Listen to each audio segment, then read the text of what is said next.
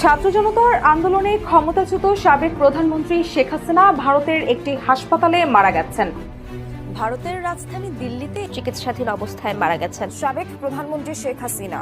শেখ হাসিনা কি বেঁচে আছেন নাকি মারা গেছেন? তিনি অসুস্থ হয়ে দিল্লির সামরিক হাসপাতালে ভর্তি হন। সেখানে তার পুরনো ক্যান্সার ছিল, আরো কিছু রোগ ছিল, যেগুলাতে তিনি মৃত্যুবরণ করেছেন।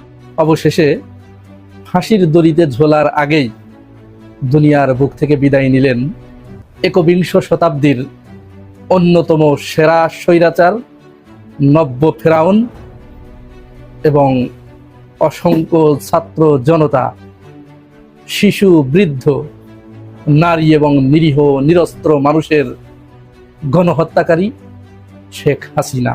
সাবেক প্রধানমন্ত্রী শেখ হাসিনার বিরুদ্ধে আন্তর্জাতিক অপরাধ ট্রাইব্যুনালে চলমান মামলার গুরুত্বপূর্ণ সাক্ষী ছিলেন সদ্য প্রয়াত বরেণ্য বুদ্ধিজীবী, লেখক, গবেষক ও জাতীয় মুক্তি কাউন্সিলের সভাপতি বদরুদ্দিন ওমর। বদরুদ্দিন ওমরের জবানবন্দি আমার দেশের দর্শকদের জন্য হুবহু তুলে ধরা হলো। ভারত সরকার তাকে মেরে ফেলবে নিজেদের বিব্রতকর পরিস্থিতি থেকে মুক্তি পেতে।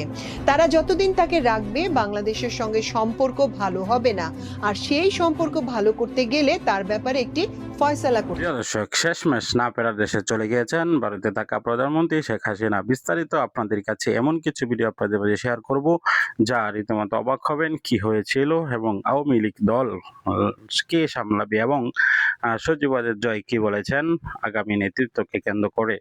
আসুন না টেনে শেষ পর্যন্ত লাইক করে দেখতে থাকি। ঘিরে জুলাই আগস্টের মানবতা বিরোধী অপরাধের অভিযোগে সাবেক প্রধানমন্ত্রী শেখ হাসিনার বিরুদ্ধে আন্তর্জাতিক অপরাধ ট্রাইব্যুনালে চলমান মামলার গুরুত্বপূর্ণ সাক্ষী ছিলেন সদ্য প্রয়াত বরেণ্য বুদ্ধিজীবী, লেখক, গবেষক ও জাতীয় মুক্তি কাউন্সিলের সভাপতি বদরুদ্দিন ওমর। বদরুদ্দিন ওমরের জবানবন্দি আমার দেশের দর্শকদের জন্য হুবহু তুলে ধরা হলো। 2024 সালের গণ অভ্যুত্থান শুধু বাংলাদেশে নয়, গোটা ভারতীয় উপমহাদেশে একটি ব্যতিক্রমী ঘটনা। ভারত বা পাকিস্তানে এমন জনতার শক্তি ও ব্যাপকতার গণ অভ্যুত্থান কখনো দেখা যায়নি। বাংলাদেশ নিজেই একটি গণ অভ্যুত্থানের দেশ। 1952, 1969, 1990 সালের ঘটনাগুলো তার উদাহরণ। তবে এসব অভ্যুত্থানের মধ্যে 2024 সালের গণ অভ্যুত্থান ছিল সবচেয়ে বিস্ফোরক, সবচেয়ে রূপান্তরমূলক। ভাষা আন্দোলনের মধ্যে দিয়ে ভাষার স্বীকৃতি এসেছিল। 1969-এ আইয়ুব খানের পতন হয়েছিল। 1990-এ এরশাদের পতনের মাধ্যমে একটি নির্বাচিত সরকার প্রতিষ্ঠিত হয়েছিল। কিন্তু এসব আন্দোলনে এমন সর্বগ্রাসী ভাঙন, এমন পলায়নপর সরকার বা দল দেখা যায়নি। 1924 সালের অভ্যুত্থানে শেখ হাসিনা দেশ ছাড়তে বাধ্য হন। শুধু হাসিনাই নয়, তার মন্ত্রিসভা, দলের কেন্দ্রীয় নেতারা, এমনকি তৃণমূল পর্যায়ের নেতাকর্মীরাও দেশ ছেড়ে পালায়। এরকম ব্যাপক দলীয় পতন, আতঙ্ক ও আত্মগোপন বাংলাদেশের ইতিহাসে আর কখনো ঘটেনি। সিরিয়া বা অন্য কোনো দেশে স্বৈরাচার পতনের পরও এত সংগঠিত দলীয় পলায়ন দেখা যায়নি। এই অভ্যুত্থানের গভীরতা বোঝাতে একটি প্রতীকী চিত্র যথাযথ। শেখ হাসিনার পালানোর পরদিন থেকেই সারা দেশে শেখ মুজিবের মূর্তি ও মুরাল সাধারণ মানুষ ভেঙে ফেলে। কেউ কোনো নির্দেশ দেয়নি, তবু এটি ঘটেছে। এটি এক ধরনের প্রকৃতির প্রতিশোধ, যার বহিঃপ্রকাশ জনগণের স্বতঃস্ফূর্ত প্রতিক্রিয়ায় হয়েছে। বহু বছর ধরে নির্যাতিত, অবদমিত জনগণের ক্রোধ এই অভ্যুত্থানে বিস্ফোরিত হয়েছে।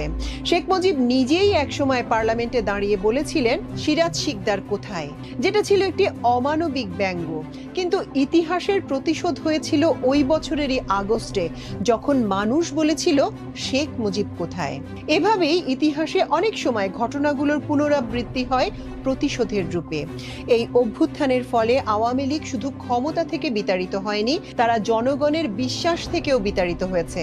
মুসলিম লীগের পতনের মতোই এবারের গণ অভ্যুত্থান আওয়ামী লীগের জন্য একটি চূড়ান্ত রাজনৈতিক পরিণতি তৈরি করেছে।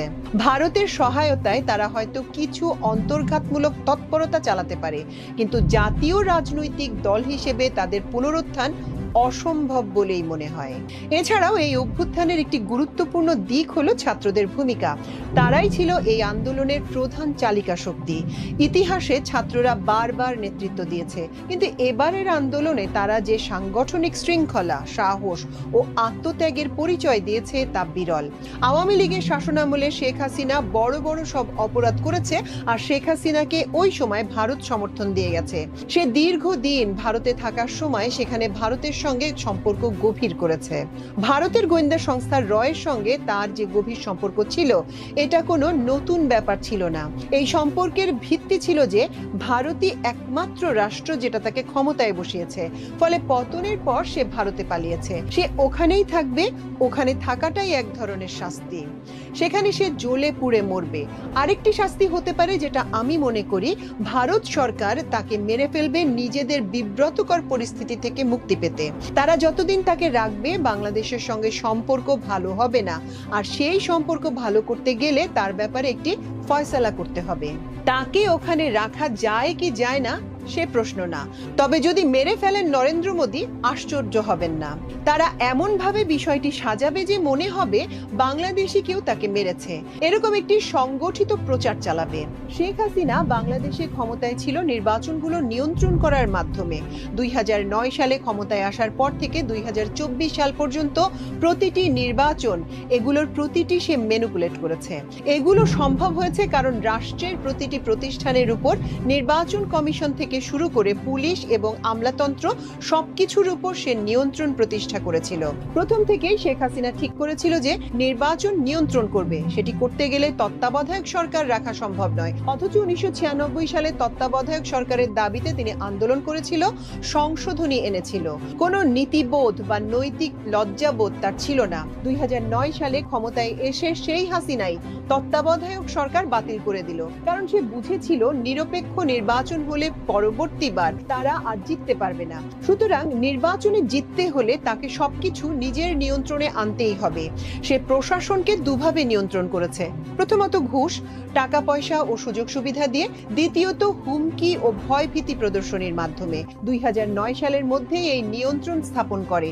এই নিয়ন্ত্রণের মাধ্যমে সেই 2014, 2018 এবং 2024 সালের নির্বাচনগুলো করে। 2014 সালে ভোট কেন্দ্রে কাউকে ঢুকতেই দেয়নি। 2018 সালে রাতের ভোট হয়েছিল।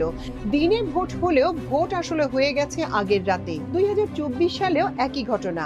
এভাবে নির্বাচন করেও সে জয়লাভ করে, যদিও জনসমর্থনের কোনো ভিত্তি ছিল না। ওইসব নির্বাচনে দেখা গেছে তার দল 300 সিটের মধ্যে 4-5টি সিটও পাবে কিনা সন্দেহ। এরপরও সে জয়ী হয়েছে শুধুমাত্র প্রশাসনের উপর চূড়ান্ত নিয়ন্ত্রণের কারণে। এটা গোপন কিছু নয়, সবাই জানে। একটি সরকার যদি চায় তারা এভাবে নির্বাচন নিয়ন্ত্রণ করবে, তাহলে সেটা ঠেকানো কঠিন। নির্বাচনে শুধু কারচুপি নয়, রাজনৈতিক প্রতিপক্ষের ওপর নিষ্ঠুর দমন চালিয়েছে শেখ হাসিনা। কোনো রাজনৈতিক দল যাতে কার্যকরভাবে নড়াচড়া করতে না পারে সেজন্য নির্যাতন করা হয়েছে। প্রচুর মানুষকে গ্রেপ্তার করে বছরের পর বছর আটকে রাখা হয়েছে বিনা কারণে। আয়নাঘর নামে টর্চার সেল তৈরি করা হয়েছে, যেটা শেখ মুজিবের আমলেও ছিল না। শেখ মুজিব বিরোধীদের সরাসরি হত্যা করতেন। শেখ হাসিনা শুধু হত্যা করত না, নির্যাতনও করত, এবং এতে এক ধরনের বিকৃত আনন্দ পেত। সুতরাং এভাবে রাষ্ট্রীয় ক্ষমতার অপব্যবহার করে সে নির্বাচনী ব্যবস্থাকে নিজের করায়ত্ত করেছে এবং প্রকৃতপক্ষে জনগণের সঙ্গে তার সম্পর্ক একেবারেই ছিন্ন হয়ে গেছে। শেখ হাসিনার আমলে বিচার বহির্ভূত খুন নির্যাতন নিয়ে যদি বলতে হয়, গুম ও বিচার বহির্ভূত হত্যাকাণ্ড, এই ধরনের কাজ কেবল ওই ব্যক্তি করতে পারে যার হাতে রাষ্ট্র ক্ষমতা রয়েছে, যার অধীনে ইন্টেলিজেন্স বিভাগ, ডিজিএফআই এর মতো সংস্থা রয়েছে।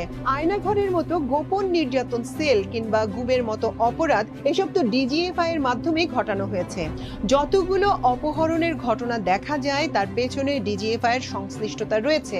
এরপর তারা অন্যভাবে যাকে বলে বিচার বহির্ভূত হত্যাকাণ্ড, সেগুলো সংগঠিত করেছে।